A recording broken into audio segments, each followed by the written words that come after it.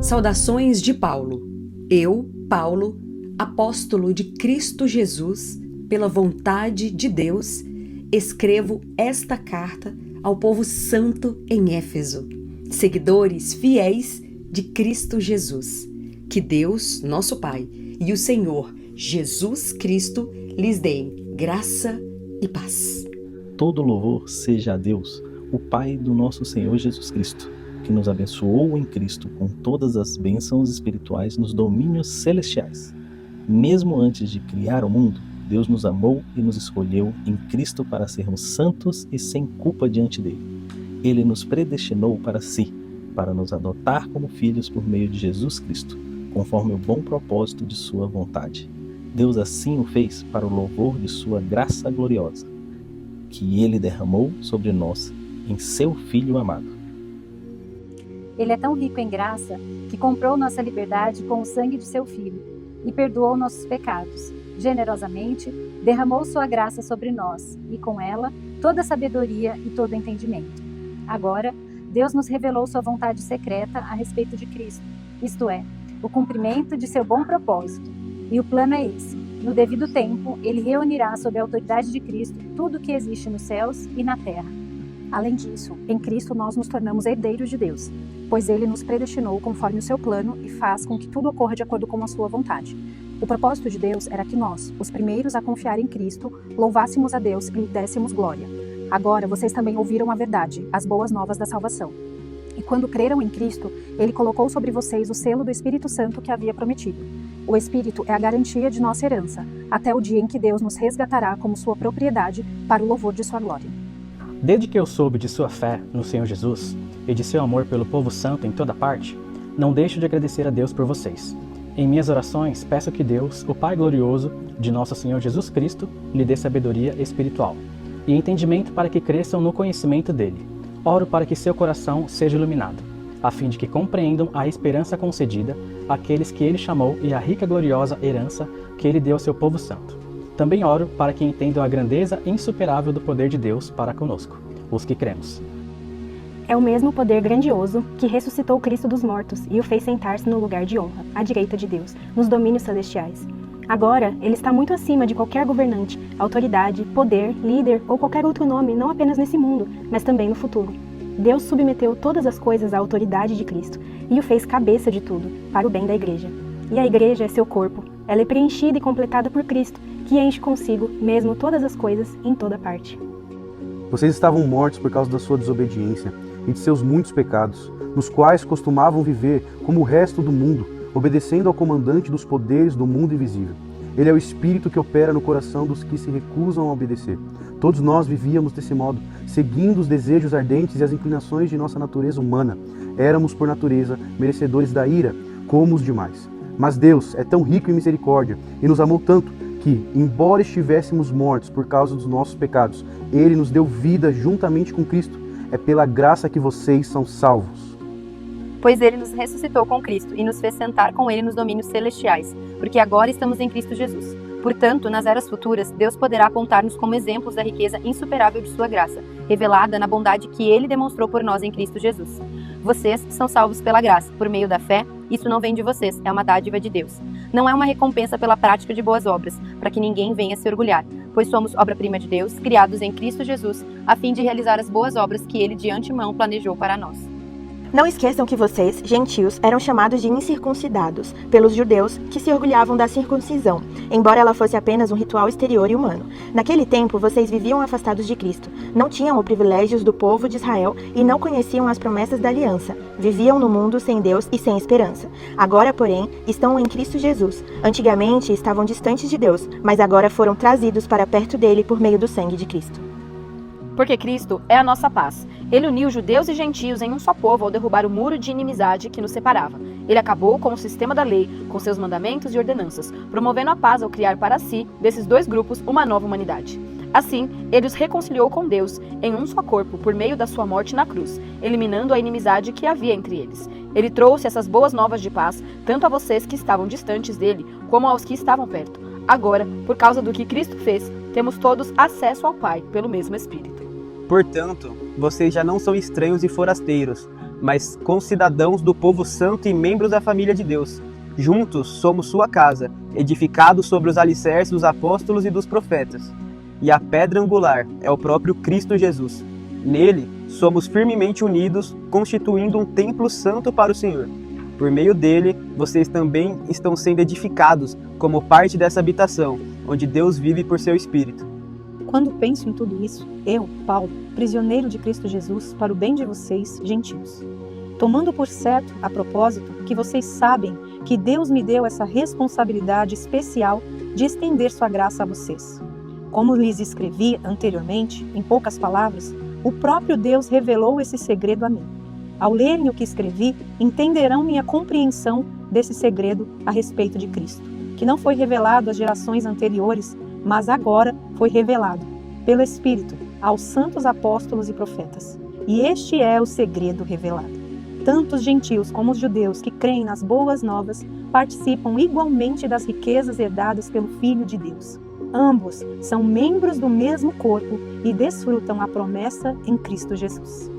Pela graça e pelo grande poder de Deus, recebi o privilégio de servir anunciando essas boas novas. Ainda que eu seja o menos digno de todo o povo santo, recebi pela graça o privilégio de falar aos gentios sobre os tesouros infindáveis que estão disponíveis a eles em Cristo, e de explicar a todos esse segredo que Deus, o Criador de todas as coisas, manteve oculto desde o princípio. O plano de Deus era mostrar a todos os governantes e autoridades nos domínios celestiais, por meio da Igreja, as muitas formas de sabedoria divina. Esse era seu propósito eterno, que ele realizou por meio de Cristo Jesus, nosso Senhor.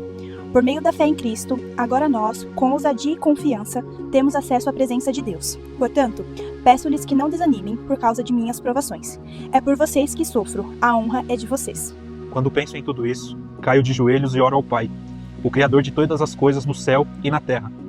Peço que, da riqueza de sua glória, ele os fortaleça com o poder interior por meio de seu Espírito.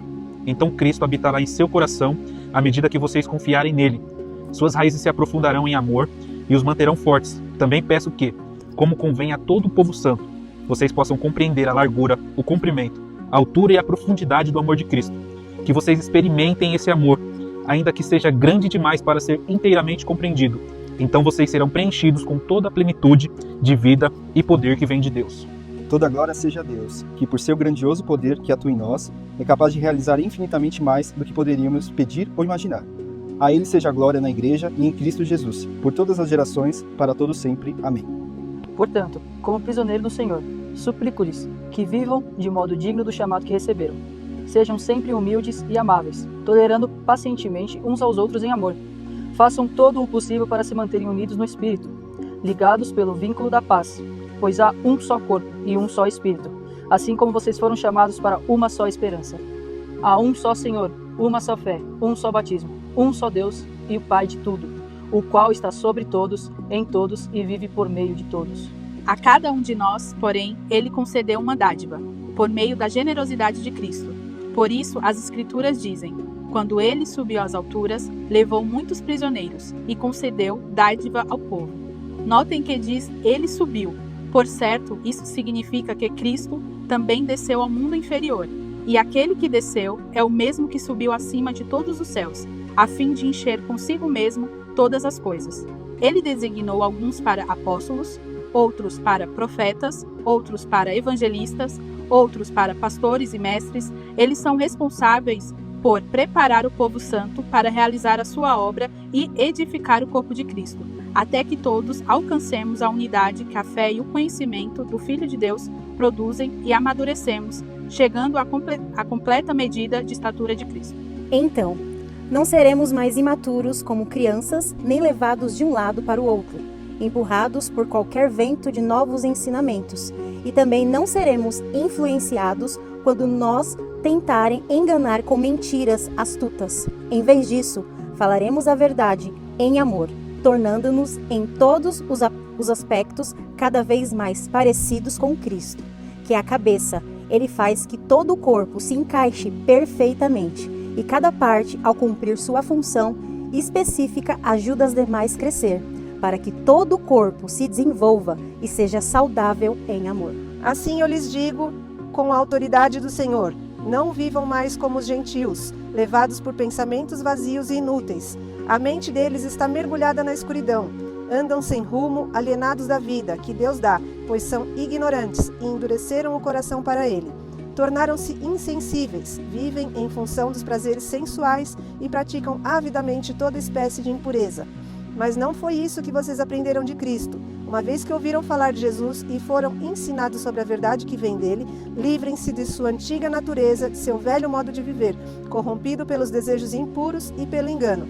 Deixem que o Espírito renove seus pensamentos e atitudes e revistam-se de sua nova natureza, criada para ser verdadeiramente justa e santa como Deus. Portanto, abandonem a mentira e digam a verdade a seu próximo, pois somos todos parte do mesmo corpo. E não pequem ao permitir que a ira os controle. Acalmem a ira antes que o sol se ponha, pois ela cria oportunidades para o diabo. Quem é ladrão, pare de roubar. Em vez disso, use as mãos para trabalhar com empenho e honestidade, e assim ajudar generosamente os necessitados. Evite o linguajar sujo e insultante, que todas as suas palavras sejam boas e úteis, a fim de dar ânimo àqueles que ouvirem. Não entristeçam o Espírito Santo de Deus, o selo que ele colocou sobre vocês para um dia que nos resgatará como sua propriedade. Livrem-se de toda amargura, raiva, ira, das palavras ásperas e da calúnia, e de todo tipo de maldade. Em vez disso, sejam bondosos e tenham compaixão uns dos outros. Perdoem-se como Deus os perdoou em Cristo. Como filhos amados de Deus, imitem-no em tudo o que fizerem. Vivam em amor, seguindo o exemplo de Cristo, que nos amou, e se entregou por nós como uma oferta e sacrifício de aroma agradável a Deus. Que não haja entre vocês imoralidade sexual, impureza ou ganância. Esses pecados não têm lugar no meio do povo santo. As histórias obscenas, as conversas tolas e as piadas vulgares não são para vocês. Em vez disso, sejam agradecidos a Deus. Podem estar certos de que nenhum imoral, impuro ou ganancioso, que é idólatra, herdará o reino de Cristo e de Deus. Não se deixem enganar por palavras vazias, pois a ira de Deus virá sobre os que lhe desobedecerem. Não participem do que essas pessoas fazem. Pois antigamente vocês estavam mergulhados na escuridão, mas agora têm a luz no Senhor. Vivam, portanto, como filhos da luz, pois o fruto da luz produz apenas o que é bom, justo e verdadeiro. Procurem descobrir o que agrada ao Senhor. Não participem dos feitos inúteis do mal e da escuridão. Antes, mostrem sua reprovação, expondo-os à luz. É vergonhoso até mesmo falar daquilo que os maus fazem em segredo. Suas más intenções, porém, ficarão evidentes quando a luz brilhar sobre elas, pois a luz torna visíveis todas as coisas. Por isso se diz: desperte, você que dorme, levante-se dentre os mortos, e Cristo o iluminará.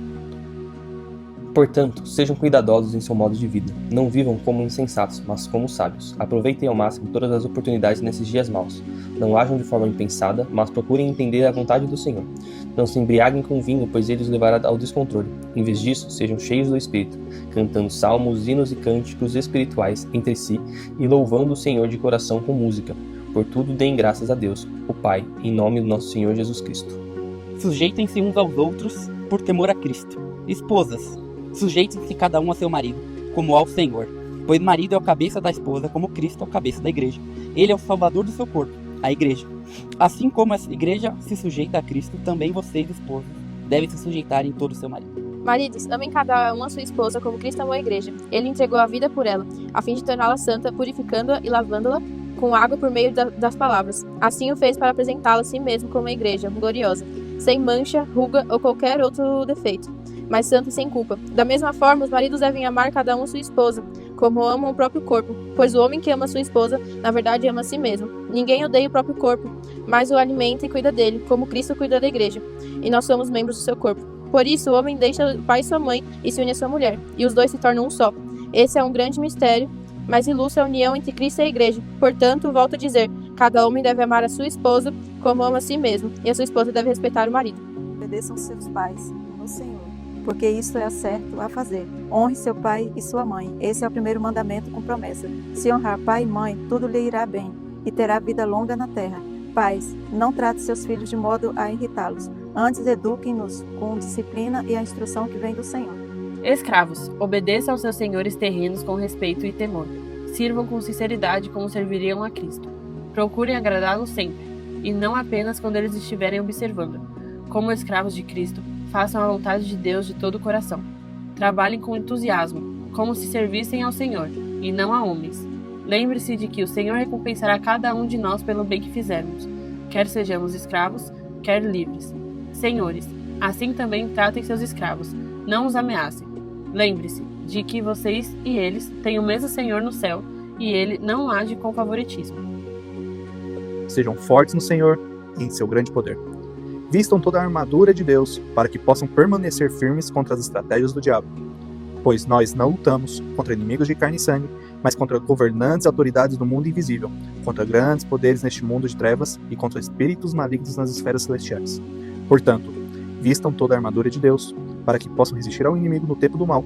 Então, depois da batalha, vocês continuarão de pé e firmes. Assim, mantenham sua posição colocando o cinto da verdade e a couraça da justiça. Como calçados, usem a paz das boas novas, para que estejam inteiramente preparados. Em todas as situações, levantem o escudo da fé, para deter as flechas do fogo do maligno. Usem a salvação como capacete e empunhem a espada do Espírito, que é a palavra de Deus. Orem no Espírito em todos os momentos e ocasiões. Permaneçam atentos e sejam persistentes em suas orações por todo o povo santo. E orem também por mim. Peçam que Deus me conceda as palavras certas, para que eu possa explicar corajosamente o segredo revelado pelas boas novas. Agora estou preso em correntes, mas continuo a anunciar essa mensagem como embaixador de Deus. Portanto, orem para que eu siga falando corajosamente em nome dele, como é meu dever. Típico lhes dará um relatório completo do que tenha feito e de como tenho passado. Ele é um irmão amado e um colaborador fiel na obra do Senhor. Eu enviei a vocês com esse propósito, para que saibam como estamos e para animá-los. A paz seja com vocês, irmãos, e que o Deus, o Pai e o Senhor Jesus Cristo lhes deem amor e fidelidade. Que a graça de Deus esteja eternamente sobre todos que amam o nosso Senhor Jesus Cristo.